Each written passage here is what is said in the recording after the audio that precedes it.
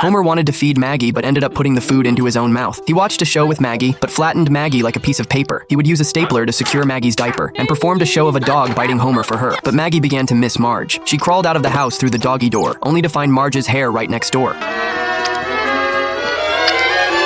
Maggie disappointedly turned around and embarked on a journey to find her mother. Marge went to the supermarket to buy daily necessities, but the items she put in the shopping cart were thrown out by Maggie. She wanted to listen to the radio to relax, but heard a man's contempt for his deceased wife. This reminded Maggie of the family members who had been causing her trouble. Just then, Maggie bit through her pacifier and spilled milk all over Marge. She finally couldn't take it anymore and parked her car sideways on the bridge. The bus driver wanted to negotiate with Marge, but was scolded away by the angry Marge. She was also thrown into jail for obstructing traffic. Under the police chief's persuasion, Marge finally decided to leave this place. Cover boy!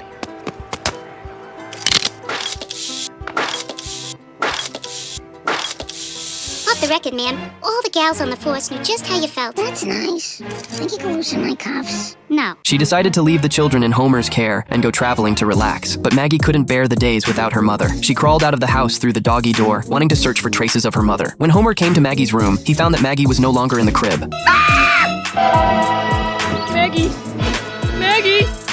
Maggie! Losing Maggie devastated him. He wanted Barney to help him search for Maggie, but Barney advised him to finish eating first. Help me look. Are you sure? I make them with 2 kinds of cheese. Come on. Wow. Hey, Homer, I think I've got her. Ah! Come on. Barney, you're gonna pull her arm off. The sooner I get her out, the sooner we can have omelets. At this moment, Maggie was wandering the streets. She mistook a woman in the barbershop for Marge, but this woman was not Marge. She could only continue searching disappointedly. Homer went to Patty and Selma's house to look for Maggie. Lisa and Bart rushed over immediately. Hey, kids. You haven't seen Maggie around any place, have you? Oh, well, I gotta go. Come on, kids! It's time to rub Aunt Patty's feet! Homer, back home, received a call from Marge. She would be home in an hour and asked Homer to bring the 3 children to the station to pick her up. Just when Homer felt desperate, Chief Clancy knocked on the Simpson family's door, asking Homer if he had lost a child. Can you describe her? She's small. She's a girl. Hearing Homer's response, the chief returned Maggie, who was behind him, to Homer, but he still had to charge Homer with 3 counts of negligence. You found my baby. Oh, thank you, thank you, thank you. Shucks. Just don't do it again, you big lug. Today is Bart's 10th birthday. He excitedly turns on the television. He discovers his name is actually scrolling across the TV screen. Best $8 I ever spent. Then he pulls out a stack of coupons. He decides to go to stores to redeem his free birthday gifts. First is a free sundae. Next comes a free shave. And also free tango lessons. Then he goes to the pizza place for his birthday party. After enjoying the free show at the restaurant, it's time for the gift-giving ceremony. 2 aunts give him a label maker. What? It's a label maker. We have one at home. Before we got it, I was always finding Patty's stubble in my leg razor. Ugh. Then there's a sock and a book. Homer expectantly hands his gift to Bart, but Bart just glances at it and tosses it aside. Bart, be polite. Next, please. Seeing Bart treat the microphone he gave as trash, Homer urges Bart to treasure this gift, but Bart hands the microphone back to him. Homer can only demonstrate how to use the microphone himself, but Bart still shows no interest in this gift. Marge persuades Bart to accept Homer's gift. Under Marge's inspiration, Bart finds a use for this gift. The next day, Bart fires up the microphone and radio. Disguising himself as a Martian, he announces they're about to attack Earth. All resistance is futile. We have captured your president. He was delicious. Why, you little... Wait a minute. Does this mean you like my present? Uh-huh. Oh. Just promise me you won't play any more practical jokes. I promise.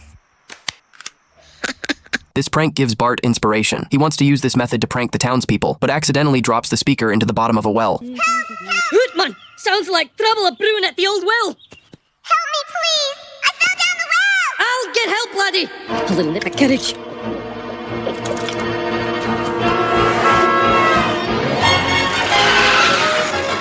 Out of the way! Look out, your horse is ours! Sucker. Seeing that the townspeople have already gathered around the well, Bart immediately uses the microphone to tell his fabricated life story. He claims to be an orphan named Timmy, originally already of school age, but was kicked out by Principal Skinner because of his shabby clothes. After this, he wanted to find a place to rest. He didn't expect to accidentally fall into the well. Principal Skinner was therefore spurned by the Springfield townspeople, but because the well opening is too small, no police officer can go down to rescue him. By God, man, you're a bunch of marshmallows. Why don't you go, Chief? Well, I'm too important. The Springfield townspeople therefore begin to spontaneously pray for Timmy. This well opening also becomes the liveliest place in Springfield, but Lisa quickly notices something is wrong. When Bart is wrestling with Santa's little helper for the microphone, the sound actually comes from the bottom of the well. Bart Simpson, The thought of a boy trapped in a well brought out the kindness and love of the entire community. When they find out you've been fooling them, they're gonna want to cut you up with rusty razors. Oh, yeah? And how are they gonna find out? The police will catch you sooner or later. The police? They couldn't catch a cold. Maybe not, but I bet you're stupid enough to have left a Property of Bart Simpson label on that radio.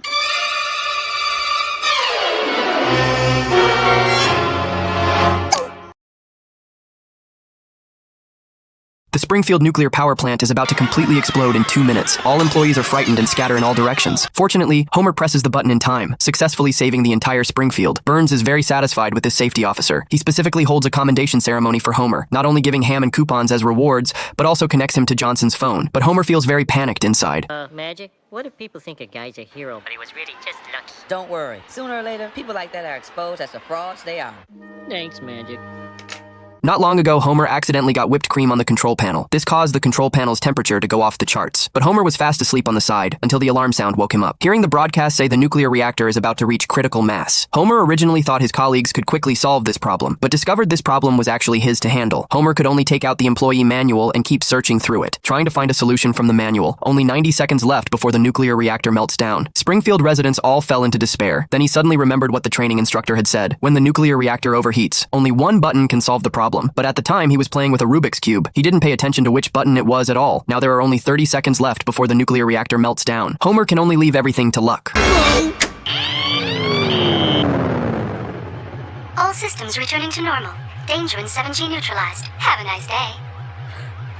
Homer thus became Springfield's hero. Burns is very satisfied with this safety officer. He specifically holds a commendation ceremony for Homer. Homer's photo is also hung on the wall of honor. He also has an exclusive parking spot at the nuclear plant alongside Burns. The head of Shelbyville Nuclear Power Plant also finds Homer. He wants Homer to give a speech to his workers to boost their work enthusiasm. But just as he's about to start his speech, the alarm suddenly sounds. Seeing that Shelbyville Nuclear Power Plant's reactor is about to melt down, the supervisor can only ask Homer to help solve it. Just do what you did before. All right. Eeny, meeny, miny, moe, catch a tiger by the toe. If he hollered, let him go. Eeny, meeny, miny, moe. Crisis has been averted. Everything is super. The nuclear plant crisis is quickly resolved. Homer saving the nuclear plant with a song also makes news headlines. Everyone names all coincidental events after Homer. The dictionary also has an entry specifically created for Homer. I bet.